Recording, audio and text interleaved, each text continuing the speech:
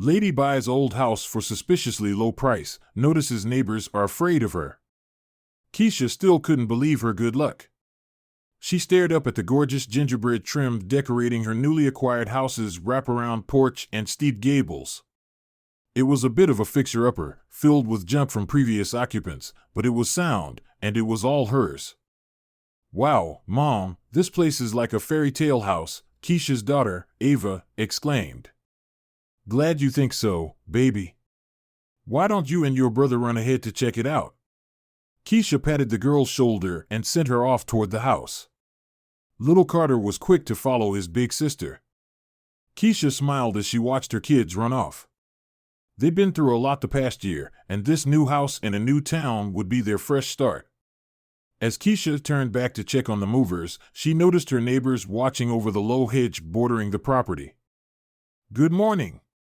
Keisha smiled as she waved at the young couple, but her plan to befriend the neighbors died quickly as the pair hastily climbed into their car and sped away without glancing back at her. "Guess the people around here aren't too friendly," Keisha sighed. Keisha and the kids spent hours unpacking, moving furniture around, and carrying old photos and other junk down to the basement. It was tiring work and they were soon starving. They decided to check out their new town and pick up something to eat. Keisha parked her car outside an antique shop on the main street. As she walked down the road searching for a place to eat and buy groceries, Carter tugged on her sleeve. Keisha frowned. She was about to tell her son he was imagining things, but then she noticed it too. People that passed them on the sidewalk gave the little family a fearful look before veering wide around them. They whispered behind their hands. "I don't know, baby," Keisha replied. "Maybe they don't get many new people moving into town." Carter grimaced then and put a hand to his stomach. A mighty growl emanated from his belly. Keisha glanced around and spotted a cafe nearby. She led her children toward it. The strange looks and whispering intensified when Keisha and her kids entered the coffee shop. It was starting to make Keisha uneasy. She glanced at the people sitting at the tables, but everyone looked away when she tried to meet their gaze. Instead, Keisha studied the historical pictures of local landmarks decorating the walls. When she glanced over at the table where Carter and Ava were waiting, they pulled funny faces at her, making her smile. "Hi there." The barista greeted Keisha with a warm smile.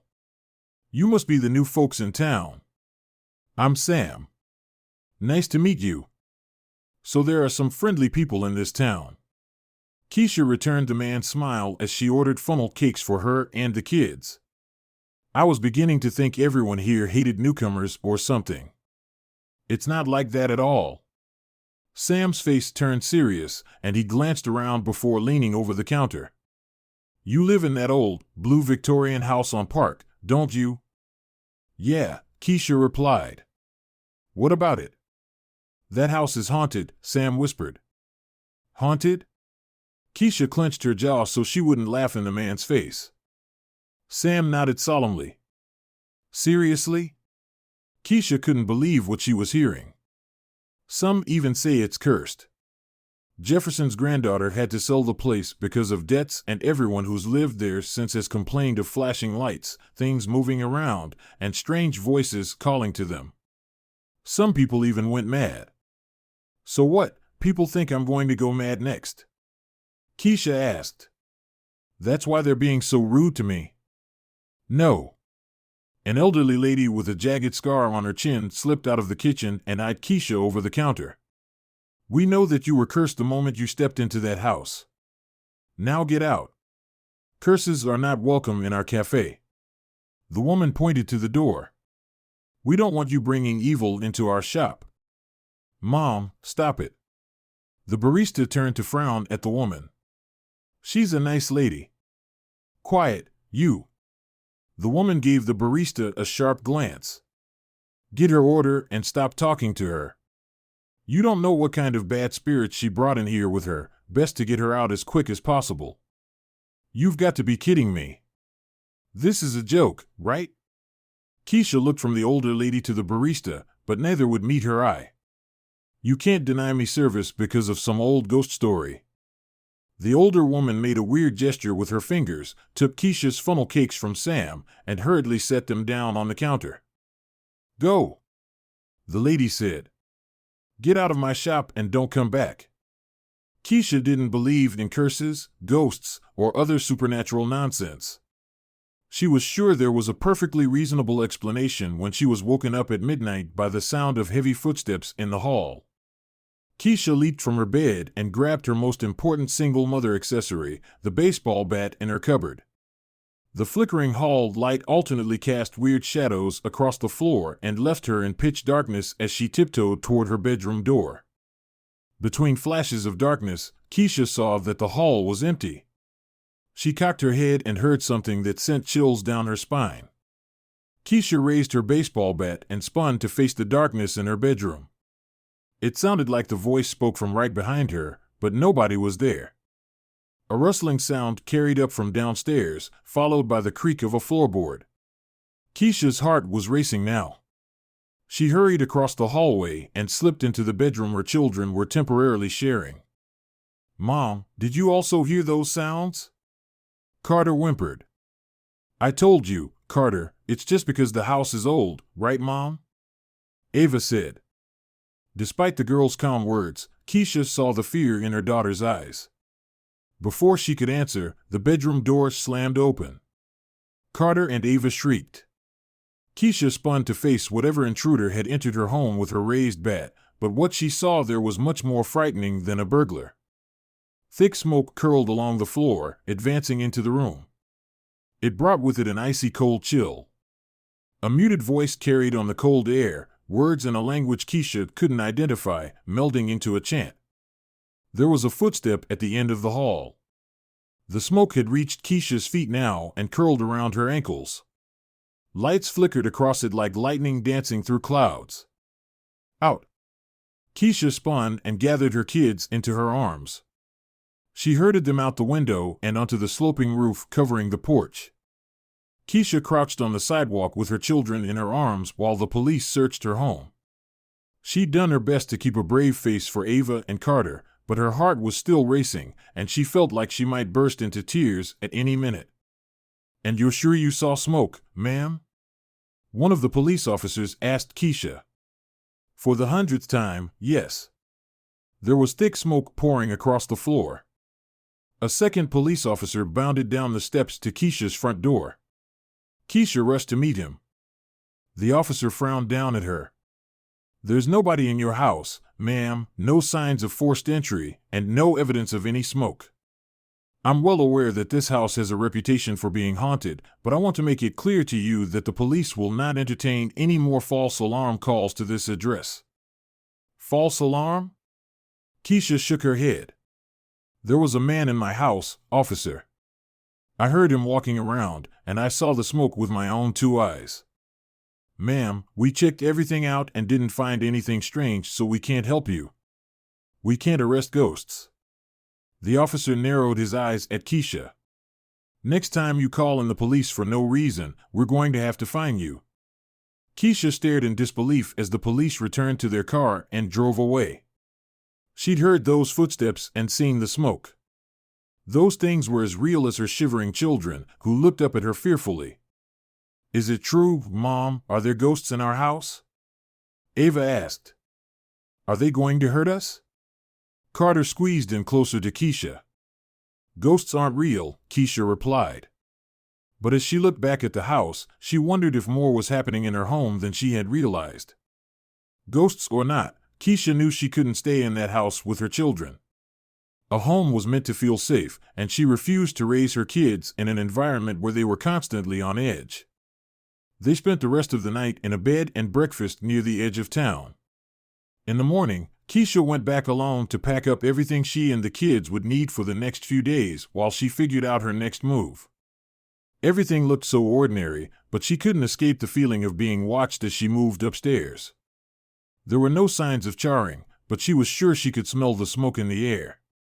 Every small sound set Keisha's heart racing as she stuffed clothes into bags for Carter, Ava, and herself. Her feet pounded on the stairs as she ran to grab the washing from the basement.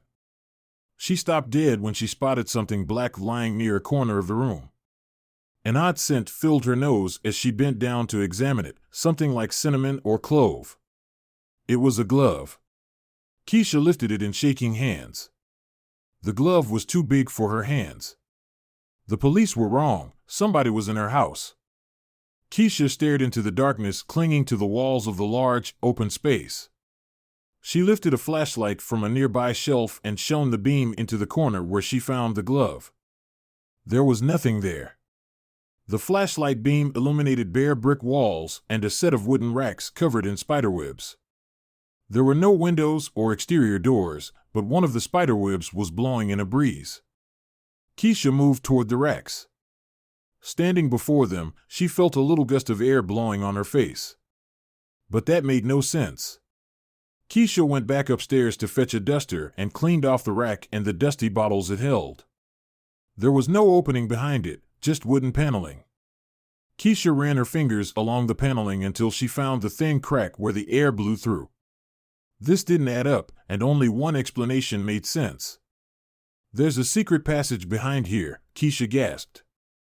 Keisha had spent much of her childhood reading detective stories under the covers when she was meant to be sleeping. She thought back to those stories as she tapped on the paneling and prodded at any part of the racks that looked out of place. Keisha pulled on the rack and peeked behind it. Her flashlight lit up a tunnel with brick walls and a dirt floor. She stepped inside and followed it. After walking for a little while, Keisha reached a set of steps leading up to a cellar door.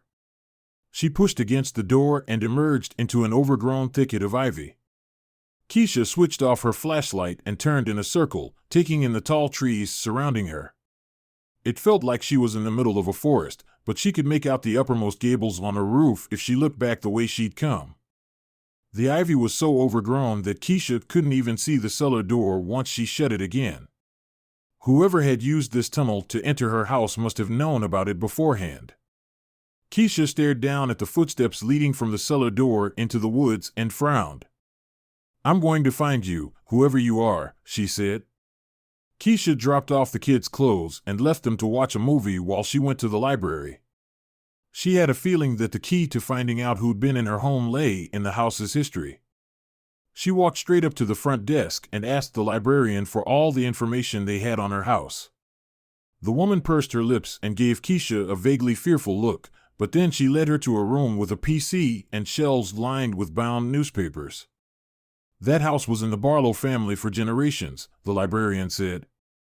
"From the time it was built until the day Anna sold it. She died soon afterwards, you know. Some say she was the first victim of the curse." The librarian set several books filled with newspapers down on the table. "Most of the interesting stuff is in these, old Mr. Barlow's obituary and some stories about him in the paper, wedding announcements, and such." Keisha sat and started paging through the papers. She flipped through hundreds of stories centered on small-town life until she found something useful. "Local psychic medium dies in his sleep," Keisha read aloud. "Instead of an inheritance, he left his daughter a riddle leading to a hidden treasure." The story only got stranger as Keisha read.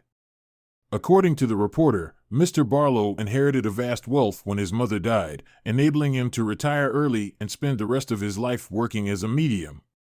The reporter speculated that the remainder of this fortune was the treasure Barlow intended his daughter, Anna, to find.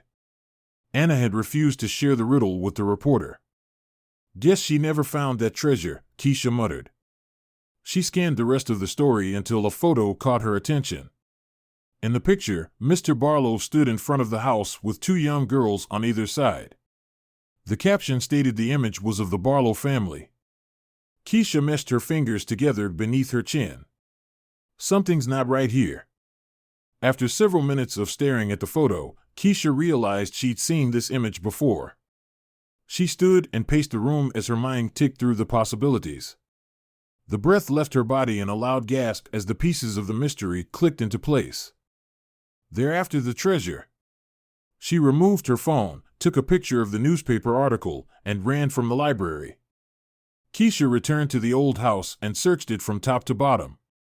She thought through everything she knew while she hunted and came up with a plan. She walked back into the coffee shop she'd previously visited with an exultant grin and ordered the coffee.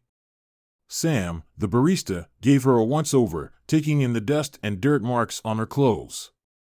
"You look like you've had a rough day, but that smile on your face says different," he remarked.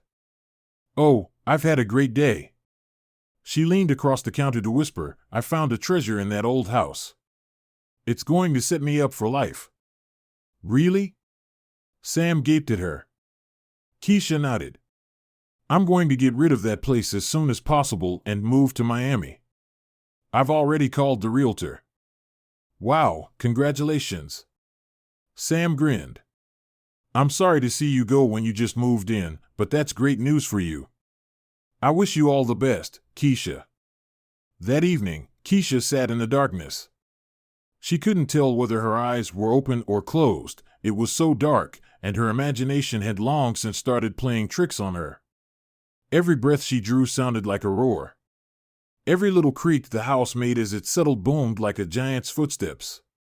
The darkness was cold as a tomb around her. Her leg muscles twitched as she fought the desire to flee, but she couldn't leave yet. Minutes ticked into an eternity of waiting before a gentle thud of boots on dirt echoed in the distance. Hinges creaked as the secret door disguised as a wooden rack eased open. A beam of light edged along the wall and floor, creeping toward where Keisha waited. Just as it was about to reveal her, the light went out. Keisha rose quietly. She and the trespasser were both shrouded in darkness again, but Keisha had the advantage because the trespasser didn't know she was there. She smiled to herself. It was time to catch the ghost who terrified her and her kids. The secret door shut with a solid click and Keisha made her move. "Now," Keisha cried. Bright flashlights lit up the basement from all corners as the police officers responded to Keisha's yell. The trespasser yelped in surprise and raised their arms to shield their eyes from the light. "Don't move!" One of the police officers rushed forward. He pulled the person's arms down and secured them with handcuffs. "You're under arrest for breaking and entering." "I knew it." Keisha pointed at the trespasser as she walked up to stand in front of him. "With all the times you must have been through this house searching for treasure, it's amazing that you never removed the old photos and documents. Did they give your mother bad memories, Sam?" Sam glared at her. "You think you're so smart, but you know nothing." "Really?" Keisha removed a folded sheaf of papers and a photograph from her jacket pocket. "I think I know just about everything, actually." Sam frowned, his gaze fixed on Keisha's hand. "What's that?"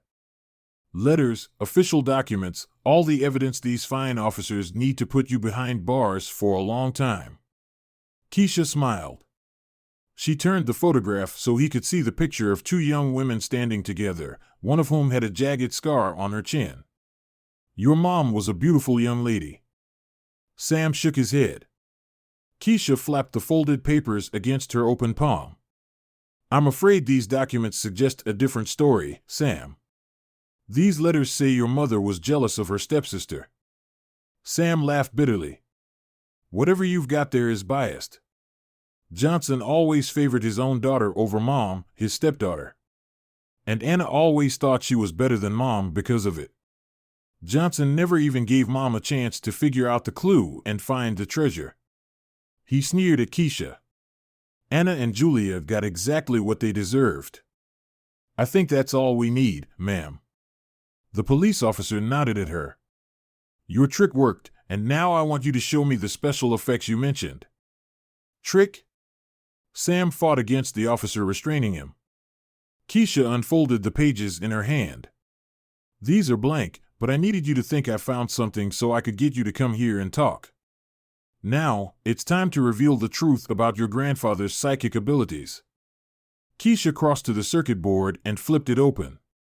She then reached inside and lifted a thin panel inset across the bottom of the board. A series of switches appeared, and a long pipe with a funnel-like connection rolled free. "I'm pretty sure this isn't up to code," Keisha remarked as she flipped several of the switches. The light in the kitchen immediately started flickering, and the sound of a door banging shut echoed through the house.